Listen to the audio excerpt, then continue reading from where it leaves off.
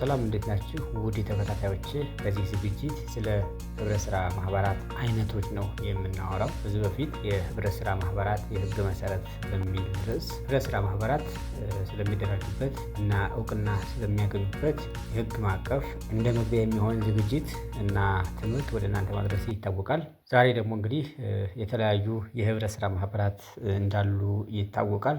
ከነዚህ የህብረት ስራ ማህበራት መካከል የተወሰኑትን ለማየት እንሞክራለን ማለት ነው። እንግዲህ በቅርቡ የወጣውና በስራ ላይ ያለውን የህብረት ስራ ማህበራትን ማደራጃ አዋጅ እና ያንን ተከትሎ የመጣውን የህብረት ስራ ማህበራት አደረጃጀት መመሪያ መሰረት አድርገን ስንመለከት እንግዲህ ኢትዮጵያ ያላት የህግ ማዕቀፍ የተለያዩ የህብረት ስራ ማህበራትን እንዲደራጁና ዜጎች በህብረት ስራ ማህበራት ተደራጅተው ማህበራዊና ኢኮኖሚያዊ ችግሮቻቸውን፣ ባህላዊ ችግሮቻቸውን እንዲፈቱና ተጠቃሚ እንዲሆኑ የሚያስችል በጣም ኢንክሉሲቭ እና አካታች የሆነ የህግ ማዕቀፍ እንዳላት ያሳያል።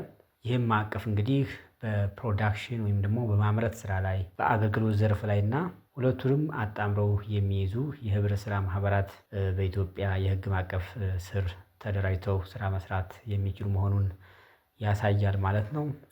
እንግዲህ በአዲሱ መመሪያ መሰረት በአጠቃላይ ወደ 46 የሚደርሱ የተለያዩ የህብረት ስራ ማህበር አይነቶችን አደራጅቶ መስራት እንደሚቻል ተደንግጓል ወይም ደግሞ መመሪያው ተቀምጧል ማለት ነው። ከነዚህ 46 የተለያዩ የህብረት ስራ ማህበራት አይነቶች መካከል መረጥ አድርገን የተወሰኑትን የምናይ ይሆናል በዚህ ዝግጅታችን። ሌሎቹን ደግሞ እንደ አስፈላጊነቱ በቀጣይ የምናያቸው ይሆናል። እንግዲህ የህብረት ስራ ማህበራቱ የሚደራጁት በተለያየ ሴክተር ነው። በግብርናው ሴክተር፣ በእንስሳት ሀብትና በሰብል ልማት ማለት ነው። በአጠቃላይ በሁለቱም በአጠቃላይ ወደ 18 የሚደርሱ የተለያዩ የህብረት ስራ ማህበር አይነቶችን ማደራጀት እንደሚቻል መመሪያው ያሳያል ማለት ነው።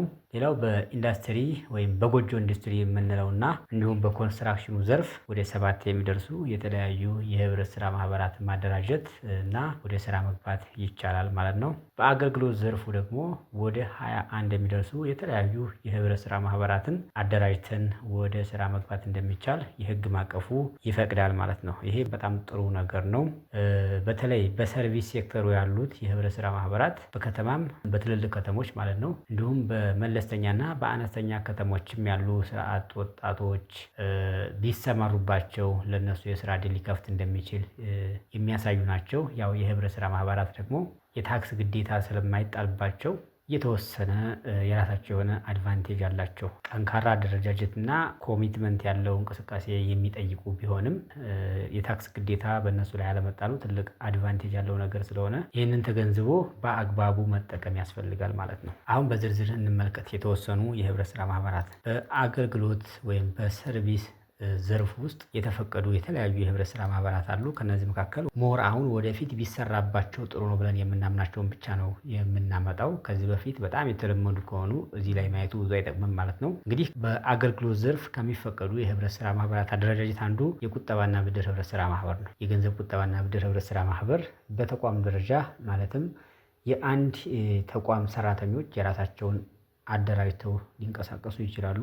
ከዛ በዘለለ ደግሞ በኮሚኒቲ ወይም ደግሞ በአካባቢ ደረጃ፣ በከተማ ደረጃ ከዛም እለፍ ብሎ ሰፋ ባለ ደረጃም ተቋቁመው እንቅስቃሴ ሊያደርጉ ይችላሉ። እነዚህ የቁጠባና ብድር ህብረት ስራ ማህበር አይነቶች ማለት ነው። አሁን ላይ በጣም ፍሎሪሽ እያደረጉ ነው የቁጠባና ብድር ህብረት ስራ ማህበራት በተለያዩ ከተሞች፣ በትልልቅ ከተሞች በሀገራችን በሚገኙ የተለያዩ ከተሞች ላይ በጣም እየተንቀሳቀሱ የተለያየ የህብረተሰብ ክፍሎችን አቅፈው እየተንቀሳቀሱ ያሉበት ሁኔታ ይታያል። ነገር ግን ሀገራችን ካለው አቅም አንጻር፣ ካላት ኢኮኖሚ ስፋት አንጻር ብዙ የሚቀር ነገር እንዳለ ይሰማኛል አሁንም ባለው ሁኔታ ማለት ነው። ስለዚህ ዜጎች መንቃት ይጠበቅብናል። ባሉት የህብረት ስራ ማህበራት ውስጥ በአባልነት ታቅፈን መቆጠብና መበደር መጠቀም እንችላለን። እንዲሁም ተጨማሪ የህብረት ስራ ማህበራትን በማቋቋም ወደ ዘርፉ መግባት ያስፈልጋል ብዬ አስባለሁኝ። በተለይ ደግሞ ኮሚኒቲ ቤዝድ የሆኑ ወይም ደግሞ አካባቢን መሰረት ያደረጉ፣ ከተማን መሰረት ያደረጉ ሰፊ ቤዝ ያላቸው የህብረት ስራ ማህበራት ተቋቁመው አገልግሎት መስጠት ቢችሉ በጣም ትልቅ አድቫንቴጅ ስላለው ይሄን ሊታሰብበት ይገባል ብዬ አስባለሁ። ሌላው የሃውሲንግ ወይም የመኖሪያ ቤት ህብረት ስራ ማህበር የሚባለው ነው። ይህም እንግዲህ በተለያየ ደረጃ በከተማ፣ በገጠር እንዲሁም በአንድ መስሪያ ቤት የሚኖሩ ሰራተኞች በጋራ ሆነው የተለያዩ የመኖሪያ ቤቶችን በማልማት በጋራ መኖር የሚችሉበት እድል የሚመቻችበት ነው። ይህም በጣም ኢምፖርተንት ነው። ከሀገራችን ያለው የመኖሪያ ቤት እጥረት የሚታወቅ ነው። ስለዚህ ዜጎች ሞር በደንብ ንቁ ነው ራሳቸውን አደራጅተው ኦርጋናይዝ ሆነው እድሎችን መጠቀም ቢችሉ ተመራጭ ነው እና ይህም አንዱ የአገልግሎት ዘርፍ የህብረት ስራ ማህበር አይነት ነው ማለት ነው። ሌላውና አሁን በጣም መሰጥ የሚያደርገው ነገር እኔም በጣም የወደድኩት የህብረት ስራ ማህበር ዘርፍ ቮኬሽናል ኤንድ ፕሮፌሽናል ኮኦፕሬቲቭስ የሙያ አገልግሎት ልዩ ልዩ የሆኑ የሙያ አገልግሎትን የሚሰጡ የህብረት ስራ ማህበራትን ማቋቋም መቻሉ ነው። ይሄ በጣም ይበል የሚያሰኝና ጥሩ እድል ነው። በተለይ ስራ አጥ ለሆኑ ወጣቶች ትምህርታቸውን ጨርሰው ተምረው ሙያ ኖሯቸው ክህሎት ኖሯቸው ስራ ያጡ ወጣቶች ራሳቸውን አደራጅተው በህብረት ስራ ማህበር መልክ ራሳቸውን ቢያደራጁና የተለያዩ አገልግሎቶችን ሙያቸው እንደሚፈቅድላቸው በጣም ብዙ ወደ ስንት ነው ወደ 9 የሚደርሱ የተለያዩ አገልግሎቶችን ማቅረብ የሚቻሉ የተለያዩ የህብረት ስራ ማህበር አይነቶችን ማደራጀት ይቻላል። እዚህ ላይ መራርጬ ያቀረብኩላችሁ 4ቱን ነው። ሌሎችም እዚህ ያልተጠቀሱ አሉ ማለት ነው። በእነዛ ዘርፎች የህብረት ስራ ማህበራትን በማቋቋም አገልግሎት መስጠት ቢቻል ሙያዊ አገልግሎት መስጠት ቢቻል እንደ ሀገር ለኢኮኖሚያችንም ትልቅ አድቫንቴጅ ትልቅ ግባት ይሆናል። ወጣቶቹም ተጠቃሚ ይሆናሉ ማለት ነው። በተለይ ደግሞ ልምድ ያላቸው ሰዎች ልምድ ከሌላቸው ሰዎች ተጣምረው እንደዚህ አይነት ሰርቪሶች የሚሰጡባቸውን የህብረት ስራ ማህበራት ማቋቋም ቢቻል አድቫንቴጃቸው ቀላል አይሆንም፣ በጣም ከፍተኛ ጠቀሜታ ይኖራቸዋል ማለት ነው። ከነዚህ መካከል እንግዲህ ኮንሱልታንት ወይም ደግሞ የማማከር አገልግሎት የሚሰጡ የህብረት ስራ ማህበራትን ማቋቋም ይችላል። አካውንታንት ወይም የታወቀ የሂሳብ አገልግሎት የኦዲት አገልግሎት የሚሰጡ የህብረት ስራ ማህበራትን ማቋቋም ይችላል። ቲቸርስ ኤንድ ትሬነርስ የመምህራንና የአሰልጣኞች የህብረት ስራ ማህበርን ማቋቋም ይቻላል። እንዲሁም የሄልዝ ፕሮፌሽናሎች ወይም ደግሞ የጤና ባለሙያዎች የአገልግሎት ህብረት ስራ ማህበር ማቋቋም ይቻላል ማለት ነው። ሌሎችም አሉ። ለዛሬው የመረጥኳቸው እነዚህ ብቻ ስለሆኑ ነው እና ይሄ በጣም ይበል የሚያሰኝ መልካም የሆነ እድል ነው ብዬ ነው በግሌ የማየው። እስኪ እናንተም የራሳችሁን እይታ በኮሜንትም ጻፉልኝ። እንዲሁም በሌሎች አማራጮችም ዲስከስ ልናደርግበት ልንማማርበት እና እድሉን ሞር ኤክስፕሎር ለማድረግ እድሉን በደንብ ለመጠቀም በሚያስችል መልኩ ልንዘጋጅና ልንጠቀም ይገባል ብዬ አምናለሁ። ሌላው የሰርቪስ ኮኦፕሬቲቭ አይነት የጽዳትና ውበት አገልግሎት ነው። በዚህ ስር በጣም በርከት ያሉ የህብረት ስራ ማህበር አይነቶችን ማቋቋም ይቻላል።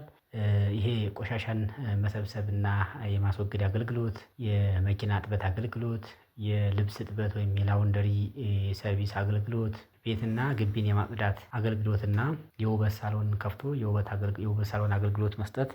በእነዚህ ዘርፎች የህብረት ስራ ማህበራትን አደራጅቶ አገልግሎት መስጠት የሚቻልበት እድልም እንደዚሁ መኖሩ በጣም ይበል የሚያሰኝ ጥሩ ነገር ነው ማለት ነው። ይሄም አለ።